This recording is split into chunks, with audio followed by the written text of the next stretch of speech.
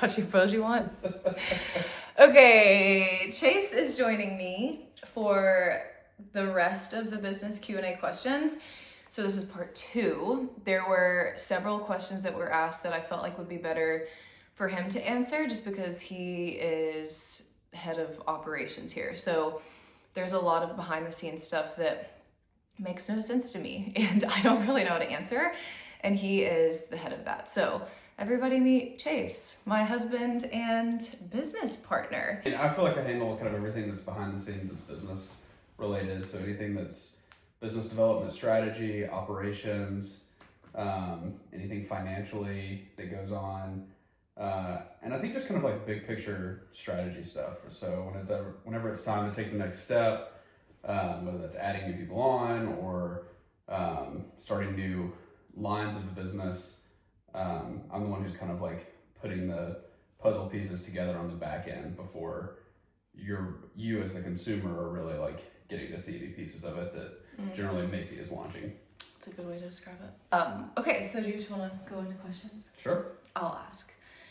Favorite systems, in parentheses, coaching platforms, communications, automating, to start out with? So you can really go down a rabbit hole of different platforms, automations, and I think like really it depends on where your business is at the time and where you want to be maybe like 5 years down the road. So if you're just getting started, you can do a lot of automations with some really simple tools like a Zapier. But I think as you grow, you might need more sophisticated automations in order to grow and scale your business. We've learned that the hard way a couple times. And they can get really expensive really fast. And so I think for me, whenever I'm looking into like adding in a new automation or bringing in a new software or system, like one, I'm always trying to like limit the amount of softwares that we're using because they can stack on top of each other really quickly. And if you have a bunch of people working in your business and you're having to reintroduce new software to everyone over and over and over again, it gets really complicated. So, which we've also learned from experience. Yeah, I'm always trying to minimize the amount of software I'm giving to anyone else to learn. I'm trying to minimize the amount of software that we're using in our business. And I'm always trying to look like when I'm evaluating if it's going to be a good fit for us, would it be the right software if our business was twice as big as it is today? It's kind of like the metric that I like to look at it with. So if the answer is no, then it's probably something that we need to look at. We probably need to look at a bigger version of it, unless, I don't know, maybe that's just a side of the business that we're not planning on growing. And I would say there's also a lot of really great free tools if you're just getting started. Trello is one of my favorite. I mentioned Zapier. But do a lot of research on it and don't make quick decisions, I guess is probably my best advice to that. Cool. Good answer. Glad I left that one to you. Where to start legally and financially? So one of the first things I did when I started working with Fit as Core was make Fit as Core an LLC. I did that just through a lawyer. You can do it on your own if you feel comfortable doing that. I didn't, especially at the time. So I worked with a lawyer to do that. Since then, we've switched to an S Corp just for mostly tax advantages. So I guess my best advice would be to talk to an accountant, talk to your CPA, whoever you're working with there, and just see like what kind of financial impacts it's going to have depending on which route you go of like what kind of business you want to be. What he said. What kind of business insurance do you need to carry? I would say it just depends on the kind of business that you have. For us, it's 100% online. So what we have is just like a general umbrella commercial liability policy that prevents us from anybody suing us for any reason based on like, I guess, workouts that they would be doing is the main concern for us. But our business is pretty simple. I know a lot of businesses are not that way. So, I don't have like an expert opinion on other businesses. How do you bring on a pelvic floor physical therapist and nutritionist financially? So let's just preface with we'll answer. There are probably hundreds of different ways to do this, so we will answer based off of how we have done it / do it. Yeah. I think just in terms of our business in general, I'm always trying to keep it as simple as I possibly can. And so right now we have 5 people that I would say that work for us on the Fitness Core team. All of them are contract employees. That's just how we have it structured, so that we don't have anybody that's on salary with us. That keeps things really clean for us. And then another way to do it is just through business partnerships, is how I would say. We've experimented with both of those in the past. One being more of a kind of more referral based, and then one being more, where there's actually financial payments going out. I like to do it with contract employees.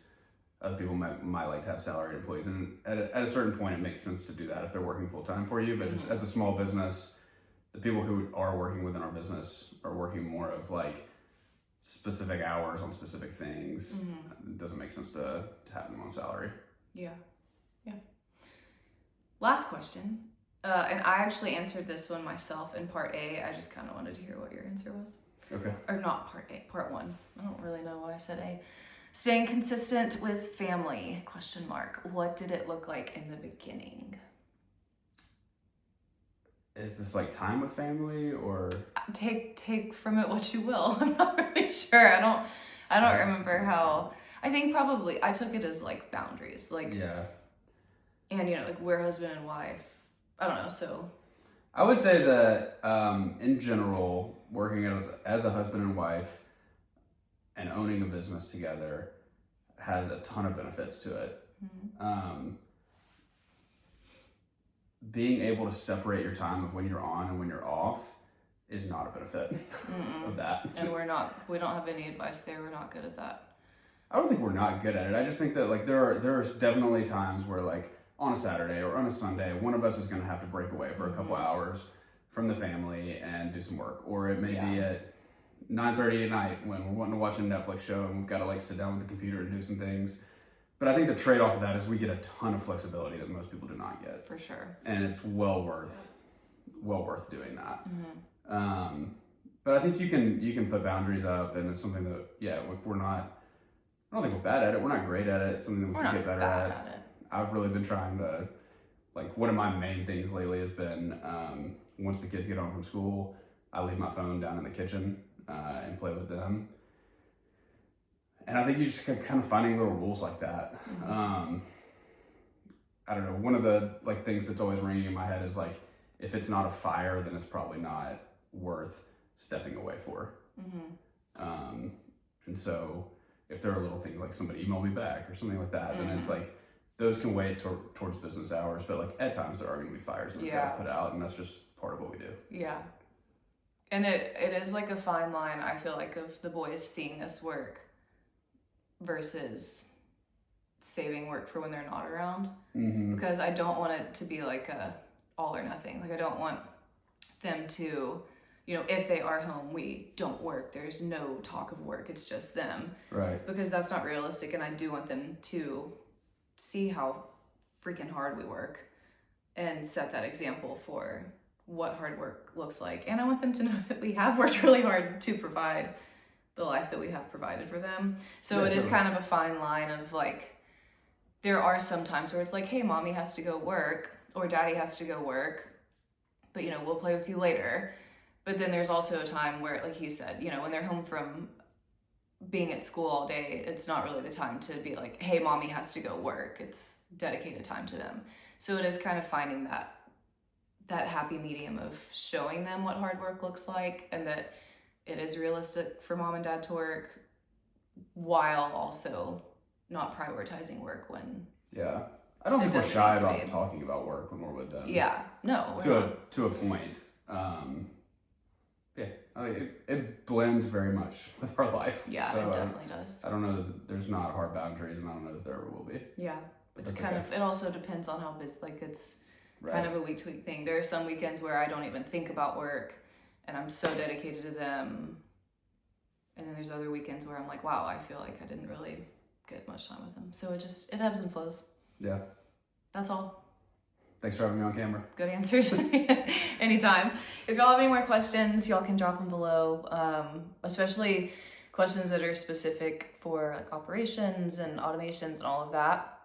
Or if you have questions that are specific to working with a partner and kind of what that looks like. I don't know if we have much advice, but but I mean, we've done it for 2 years this month. It's officially been 2 years. Wow. Yeah, it was February of 2023 when you came onto the team. So it's officially been 2 years. So we could speak from at least personal experience. So if you've got any questions, drop them below. Thanks for watching.